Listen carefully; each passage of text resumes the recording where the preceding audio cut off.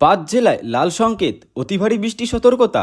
কোন কোন জেলায় সবচেয়ে ঝুঁকিতে? কলকাতায় বর্ষা পুরোপুরি সক্রিয় হওয়ার সঙ্গে সঙ্গে পশ্চিমবঙ্গের আবহাওয়া বড় পরিবর্তন ইঙ্গিত দিল আবহাওয়া দপ্তর। আগামী কয়েকদিন উত্তরবঙ্গে একাধিক জেলায় ভারী থেকে অতি ভারী বৃষ্টি সতর্কতা জারি করেছে ভারতীয় আবহাওয়া দপ্তর আইএমডি।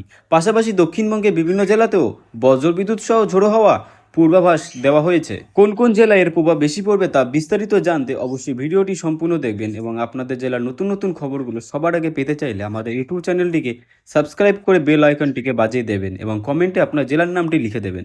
কোন জেলাগুলিতে সবচেয়ে বেশি সতর্কতা? হাওয়া অফিসের পূর্বাভাস অনুযায়ী দার্জিলিং, কালিম্পং, জলপাইগুড়ি, আলিপুরদুয়ার এবং কোচবিহার জেলাগুলিতে আগামী 18 জুন থেকে 21 জুন পর্যন্ত দফায় দফায় ভারী থেকে অতি ভারী বৃষ্টি হতে পারে।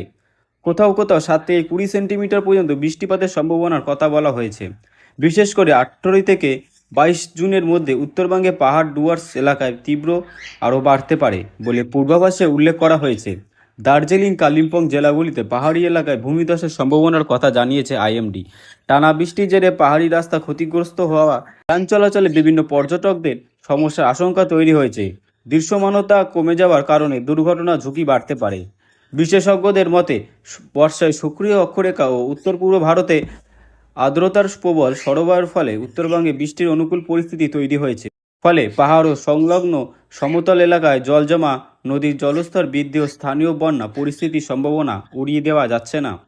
দক্ষিণবঙ্গে ও উত্তরবঙ্গের মধ্যে অতিবৃষ্টির পরিস্থিতি না থাকলেও আগামী কয়েকদিন বজ্রবিদ্যুৎ সহ বৃষ্টি এবং 40 থেকে 50 কিলোমিটার বেগে ঝোড়ো হওয়ার পূর্বাভাস রয়েছে। পূর্ব বর্ধমান, পশ্চিম বর্ধমান, বীরভূম, মুর্শিদাবাদ, নদিয়া, উত্তর 24 পরগনা, পুরুলিয়া, বাঁকুড়া এবং পশ্চিম মেদিনীপুরে বিভিন্ন অংশে এই পরিস্থিতি তৈরি হতে পারে। এবছর দক্ষিণবঙ্গে বর্ষা নয়, বিরাট খারাপ খবর দিল আলিপুর আবহাওয়া দপ্তর। বাংলায় বর্ষা প্রবেশ করলেও এখনও কলকাতা ও দক্ষিণবঙ্গে তার দেখা মেলেনি। সামনে বাড়ছে গরম, বাড়ছে অস্বস্তি। হলো দক্ষিণবঙ্গের বেশিরভাগ জেলায় অস্বস্তিকর আবহাওয়া। এই অবস্থায় বৃষ্টির অপেক্ষায় সকলে চাতকের দশা। কবে একটু ঝমঝমিয়ে বৃষ্টি? এ নিয়ে বড় খবর দিল আলিপুর আবহাওয়া দপ্তর।